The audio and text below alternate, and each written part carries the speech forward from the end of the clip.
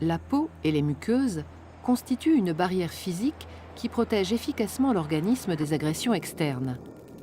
Il arrive cependant qu'à la suite d'un traumatisme ou d'une infection, lésions cutanées, brûlures, intrusions bactériennes, fongiques ou virales, des microcorps étrangers parviennent à la franchir. Lorsque la barrière de la peau est franchie, l'organisme fait appel à des acteurs capables de lutter contre l'envahisseur. En effet, des cellules sentinelles de l'immunité veillent. Circulant dans le sang ou la lymphe, ou résidant dans les tissus, les globules blancs qu'on appelle leucocytes sont capables de détecter les corps étrangers.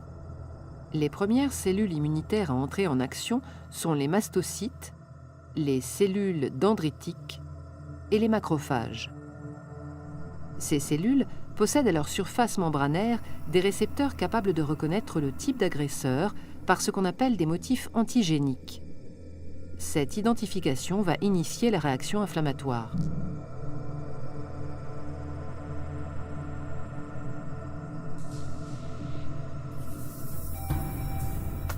Après contact établi avec l'antigène, la cellule sentinelle libère des médiateurs chimiques, véritables signaux d'alerte pour l'ensemble du système immunitaire. Certains de ces médiateurs chimiques, tels que l'histamine sécrétée par les mastocytes, augmentent la vasodilatation et la perméabilité des vaisseaux à proximité de la zone lésée.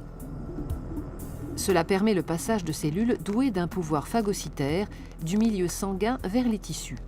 Le franchissement de la paroi du vaisseau s'appelle la diapédèse. Rougeur, gonflement, chaleur sont des signes cliniques caractéristiques de la réaction inflammatoire.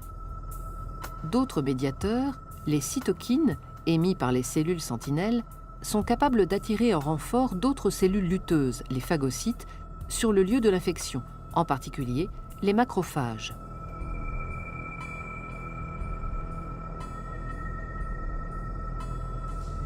Leur pouvoir phagocytaire leur permet de neutraliser activement le micro-organisme étranger et ainsi d'endiguer sa prolifération.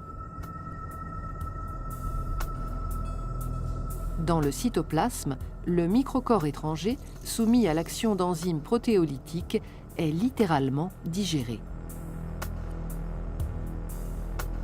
La plupart des résidus issus de cette digestion sont rejetés.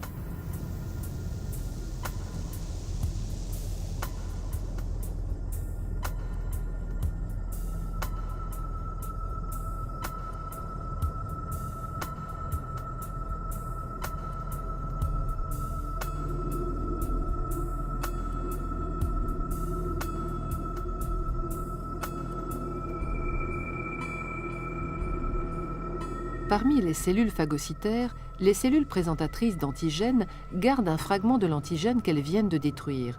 Elles l'exposent à la surface de leur membrane plasmique. Dans le cas d'une aggravation de l'infection, ce fragment qu'on appelle peptide ou déterminant antigénique deviendra l'un des éléments déclencheurs de la réaction de nouveaux acteurs, les lymphocytes.